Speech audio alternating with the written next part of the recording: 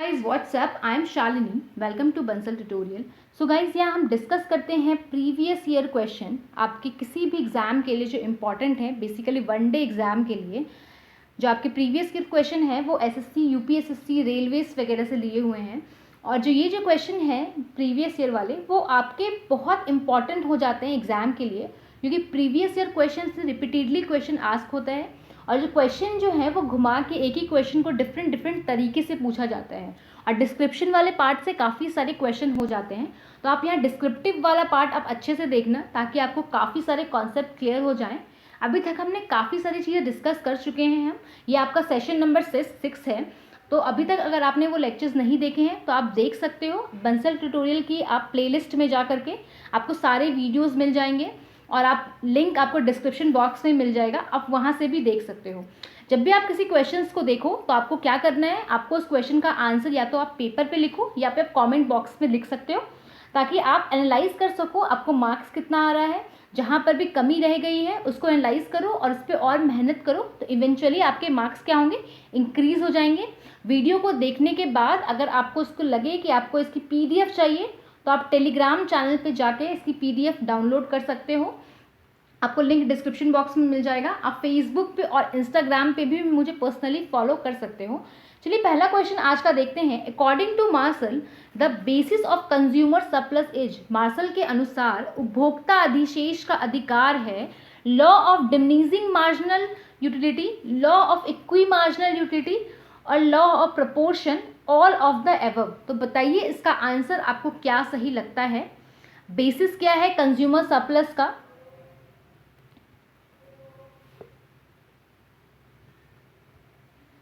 तो इसका आंसर है ऑप्शन ए। जो आपका अकॉर्डिंग टू मार्शल के अनुसार जो बेसिस है कंज्यूमर सरप्लस का, वो है बेस्ड है आपका law of diminishing marginal utility. इसमें क्या होता है कि अगर आप एक यूनिट कुछ भी चीज़ें कंज्यूम करोगे, तो सेकेंड यूनिट जब सेम चीज़ों का कंज्यूम करोगे, तो इसमें आपको जो सेटिस्फैक्शन लेवल मिल रहा था उसके कंपैरेटिवली इसमें सेटिस्फैक्शन लेवल आप कम मिलेगा। तो इसमें ये बेसिकली यही फंडा है, यही बताया गया है इसमें। Law of diminishing marginal utility से क्वेश्चन बहुत ज़्यादा पूछता है, कभी पूछ लेता है law of diminishing marginal utility क्या होता है। और जैसे कि आप as the consumption increase the satisfaction और utility derive from that product decreases. मतलब जिस तरह से आप कंजप्शन इंक्रीज करोगे तो आपको जो सेटिस्फैक्शन लेवल है नेक्स्ट यूनिट पे वो डिक्रीज हो जाएगा, एक्स्ट्रा जो आप यूनिट ऐड करते जाओगे। जाहिर सा बात है, अब अगर आप अपने डेली लाइफ में देखो, तो अगर आप किसी पानी में शुगर ऐड ऑन कर रहे हो, तो एक समय ऐसा आएगा कि वो मीठा जितना होना है हो चुका होगा और उसमें एक्स्ट्रा ऐड करने से वो चीनी उसमें नहीं घुलेगी। तो ऐसा ही हमारे रियल लाइफ में भी होता है। अगर आपका पेट अगर खाली है, आपको भूख लग रही है, तो आप जब एक चपाती खाओगे तो आपको काफ़ी अच्छा लगेगा, आपको बहुत ज़्यादा सेटिस्फैक्शन लेवल मिलेगा। लेकिन वही दूसरी चपाती खाओगे तो इसके लेवल में इसका सेटिस्फैक्शन लेवल क्या होगा, कम हो जाएगा और लेटर ऑन इस तरह से घटता जाएगा।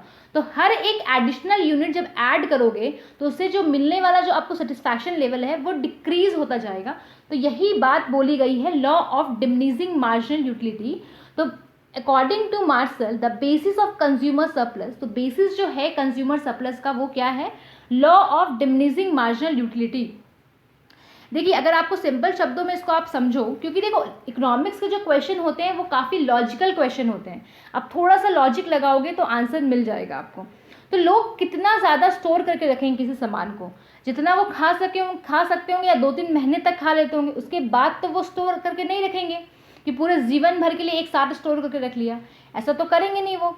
तो कंज्यूमर सरप्लस कब होगा, जब उनके पास जो बेसिस है कंज्यूमर सरप्लस का वो क्या है कि उनको पता है कि इतना सामान से सेटिस्फैक्शन मिल जाएगा, इससे ज़्यादा रखेंगे सेटिस्फैक्शन लेवल नहीं मिलेगा, तो लोग नहीं खरीदते हैं उतना सामान, तो सरप्लस प्रोडक्शन हो जाता है। आप ऐसे भी चीज़ों को समझ सकते हो। चलिए नेक्स्ट क्वेश्चन देखते हैं। Economies of scale exist when, जो पैमाना है आपका अर्थव्यवस्था का वो कब एग्जिस्ट करता है। The firm too small and too specialised, the long run cost of producing a unit of output falls as the output increases, the cost of finding a trading partner is low, a firm decision to hire additional input does not result in an increase in the price of input, the firm too large and too diversified. आप इस question को आप elimination method से भी solve करने का try कर सकते हो। तो आप इसका ऑप्शन बताओ क्या होगा। एलिमिनेशन मेथड ने बेसिकली क्या करते हैं, हम पहला ऑप्शन देखते हैं कि ये फिट बैठ रहा है नहीं बैठ रहा है, नहीं बैठ रहा है तो ये कट जाता है। दूसरा ऑप्शन देखते हैं बैठ रहा है नहीं बैठ रहा है कट जाता है। तीसरा ऑप्शन देखते हैं बैठ रहा है नहीं बैठ रहा है कट जाता है। तो जो ऑप्शन रेस्ट आपका बच जाएगा, तो आपको आंसर नहीं भी पता होगा तो आप आंसर निकाल लोगे एलिमिनेशन मेथड का यूज़ करके। तो इसमें आप एलिमिनेशन मेथड का यूज़ कीजिए। इकोनॉमिक्स जो पैमाना है आपका अर्थव्यवस्था का कब एग्जिस्ट करता है, जब फर्म बहुत ज़्यादा स्मॉल हो, टू स्पेशलाइज्ड हो, लॉन्ग रन में जब प्रोड्यूशन कॉस्ट आपकी कम हो जाती है, जैसे जैसे आप आउटपुट इंक्रीज करते हो, या फिर ट्रेडिंग पार्टनर की वजह से cost of finding A trading partner जो होता है वो लो होता है इसकी वजह से, या फिर फर्म टू लार्ज और टू डाइवर्सिफाइड, बहुत ज़्यादा डाइवर्सिफाइड है, मतलब डिफरेंट डिफरेंट चीज़ों में हाथ डाल रखा है फर्म ने, डिफरेंट डिफरेंट प्रोडक्शन कर रहा है फर्म आपका। ए फर्म डिसीजन लेता है कि हायर करने का एडिशनल यूनिट का does not result in increase in the price of input. जब वो एडिशनल इनपुट जब हायर करता है, एडिशनल लोगों को हायर करता है, फैक्टर ऑफ प्रोडक्शन हायर करता है, तो उसका जो वो रिजल्ट आता है does not result in increase the price of input, तो वो प्राइस ऑफ इनपुट को बढ़ाता नहीं है। तो बताइए क्या आंसर आपको सही लग रहा है। देखो जब आप इकोनॉमिक्स की बात करोगे तो इकोनॉमिक्स क्या बात करता है, खर्चा बचाने वाला काम करता है कि हम ज़्यादा काम करें लेकिन कम खर्चे में करें, इफेक्टिव यूटिलाइजेशन ऑफ रिसोर्सेज। जो इकोनॉमिक्स का जो फंडा है, इकोनॉमिक्स का जो मेन एम है वो है इफेक्टिव यूटिलाइजेशन ऑफ रिसोर्सेज को इतने निचोड़ के इतने अच्छे से इस्तेमाल कर लेना कि वो क्या है कि उसका एक भी पर्सन बर्बाद ना हो। तो ये बोल रहा है economics of scale exist when, economics कब एग्जिस्ट होता है, कब हम बहुत अच्छे तरीके से चीज़ों को यूटिलाइज कर लेते हैं। द फर्म टू स्मॉल और टू स्पेशलाइज, फर्म बहुत छोटा होगा, बहुत ज़्यादा स्पेशलाइज्ड होगा, स्पेशलाइज वाला काम करेगा। तो इसका आंसर देखिए ये तो हो नहीं सकता है, क्योंकि फर्म छोटा होगा, बहुत स्पेशलाइज के तरीके से काम करेगा, तो आपका प्रोडक्शन का कॉस्ट भी थोड़ा सा इंक्रीज हो जाएगा। देखिए अगर हम नेक्स्ट ऑप्शन देखें, the long run cost of producing a unit out of output falls as the output increase. देखिए जब भी हम एक्स्ट्रा प्रोडक्शन प्रोड्यूस करते हैं, ज़्यादा से ज़्यादा प्रोडक्शन करते हैं, और हमारी सारे चीज़ें क्या होती हैं, फिक्स्ड होती है, मशीन का कोई कॉस्ट नहीं लग रहा, लेबर का कोई कॉस्ट नहीं लग रहा, बस इनपुट का कॉस्ट लग रहा है। जो भी हम एक्स्ट्रा प्रोडक्शन के लिए क्या कर रहे हैं, इनपुट खरीद के ला रहे हैं, तो आपकी क्या होगी, आउटपुट की जो कॉस्ट आएगी वो डिक्रीज हो जाएगी, क्योंकि पहले आप 4 रुपये में 4 ही यूनिट प्रोड्यूस कर रहे थे, अब उसी 4 रुपये में 10 यूनिट प्रोड्यूस कर रहे हो, तो इसमें क्या होगा, कॉस्ट आपका डिक्रीज हो गया। तो इकोनॉमिक्स ऑफ स्केल कब एग्जिस्ट करेगा, लॉन्ग रन में एग्जिस्ट करेगा, जब आउटपुट आपका ये क्या बोलते हैं, जैसे आपका producing a unit of output falls as the output increase. Long run में क्या होता है, cost of producing a unit of output fall, cost of production क्या होता है, पर यूनिट का फॉल हो जाएगा जब आउटपुट आपका इंक्रीज होगा। पहले आप 1 रुपये में पहले आप 1 रुपये कॉस्ट आ रही थी आपका 1 यूनिट को बनाने के लिए, अब वही 1 यूनिट को बनाने के लिए आपका सिर्फ 0.5 रुपीज़ कॉस्ट आ रही है लॉन्ग रन में, क्योंकि ज़्यादा से ज़्यादा प्रोडक्शन कर रहे हैं, ज़्यादा कर रहे हैं, इनपुट का बस पैसा लग रहा है, बाकी सब कुछ फिक्स है, तो आपको पैसा ज़्यादा मिल रहा है। तो इकोनॉमिक ऑफ स्केल तभी एग्जिस्ट करता है। तो वही लिखा हुआ है, economics of scale is situation in economics when with increase in production factor of production operating A maximum efficiency. आपका जो फैक्टर ऑफ प्रोडक्शन है उसको आप पूरी तरह से यूज़ कर लो, उसका बोलते हैं ना इफेक्टिव यूटिलाइजेशन ऑफ रिसोर्सेज।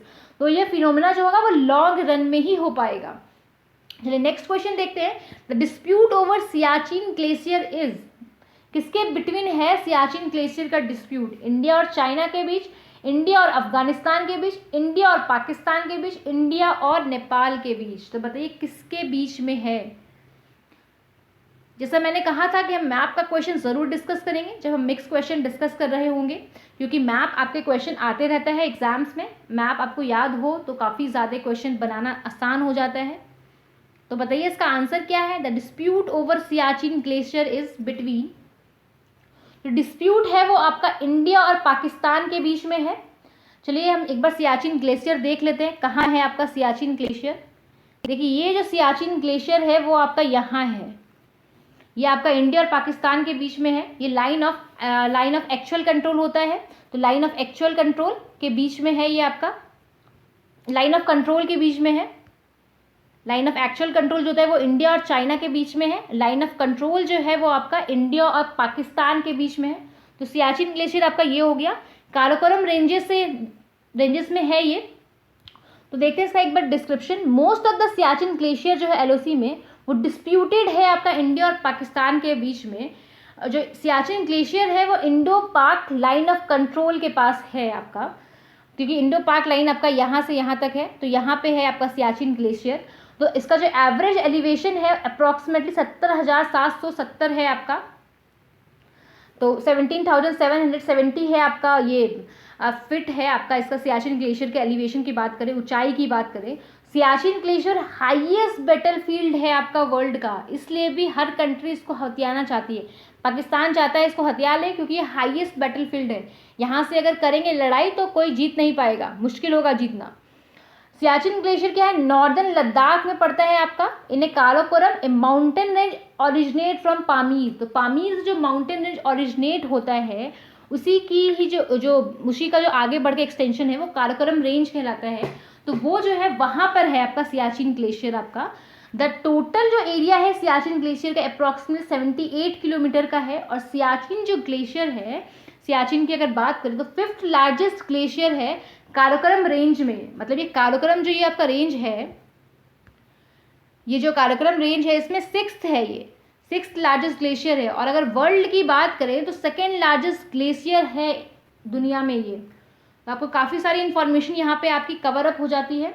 अगर द्यू इज़ एन आइलैंड, तो द्यू कैसा आइलैंड है, कहाँ पे है द्यू? द्यू एक द्वीप है बिसाइड दमन, दमन के पास है, या फिर गोवा के पास है, गुजरात में है, या फिर महाराष्ट्र में है। तो किसके आसपास द्यू है आप कमेंट सेक्शन में बताएं।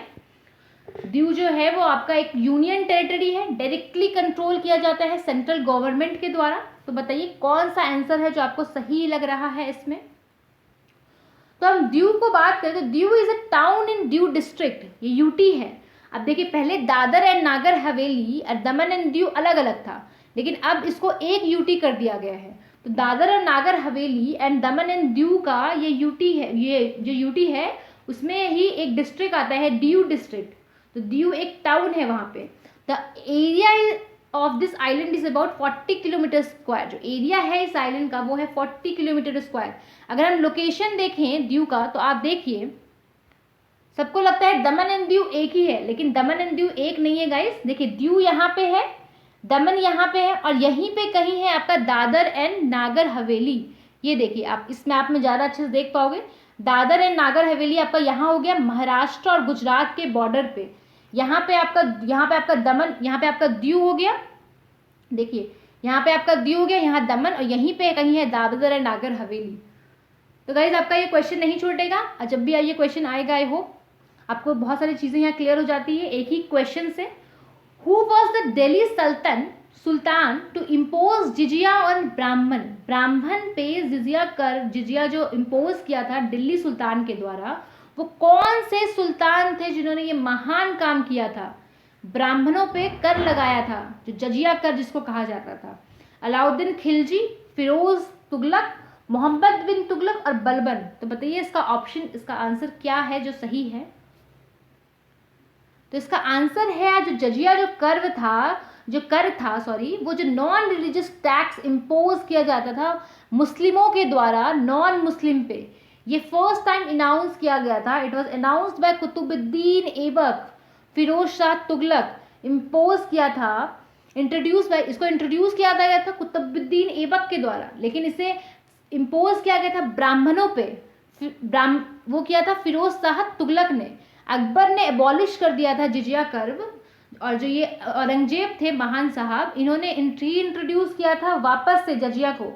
तो मतलब इंट्रोड्यूस किया कुतुबुद्दीन ऐबक ने।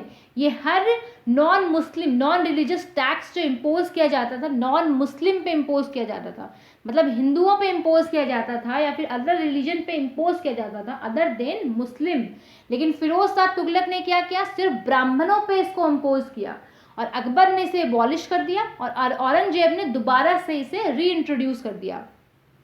तो नेक्स्ट क्वेश्चन देखते हैं। Mohammad bin Tughlaq was proficient in. Mohammad bin Tughlaq जो थे साहब ये किस चीज़ में माहिर थे, कुशल थे? आर्ट में थे, म्यूजिक में थे, कैलीग्राफी में थे या फिलॉसफी में थे? तो बताइए किस चीज़ में ये महारत हासिल थी इनको, बहुत ही महान थे, इस चीज़ में कुशल थे मोहम्मद बिन तुगलक। तो मोहम्मद बिन तुगलक जो है वो फिलॉसफी में इनको महान माना जाता है, ठीक है। Mohammad bin Tughlaq was a Turkish sultan था या दिल्ली का, जिसको कि बोला गया है he was a known as man of knowledge. Man of knowledge इसे बोला गया है, क्यों बोला गया है? क्योंकि great interest in different subject, इनका जो इंटरेस्ट था वो बहुत ही ज़्यादा इंटरेस्ट था बहुत सारे सब्जेक्ट्स में, जैसे फिलॉसफी में, मैथ्स में, रिलीजन में, पोट्री में। मतलब ये बहुत चीज़ें सीखना चाहते थे और बहुत चीज़ें लर्न करते थे और बहुत चीज़ों पे क्या करते थे, हाथ पाँव मारते रहते थे कि ये भी सीख लें वो भी सीख लें। तो इसलिए इसको मैन ऑफ नॉलेज बोला गया, बहुत ज़्यादा इनके अंदर ज्ञान की प्राप्ति हो गई थी इनको। The unitary form of government is that in which all the powers are concentrated in hand of. Unitary form of government किसको बोला जाता है? उसमें किसका पावर जो कंसंट्रेट होता है, पावर जो शक्तियाँ जो केंद्र होती है वो किसके हाथों में होती है? Local government, central government, provincial government, panchayat. तो बताइए इसका आंसर भी आप ये ट्रायल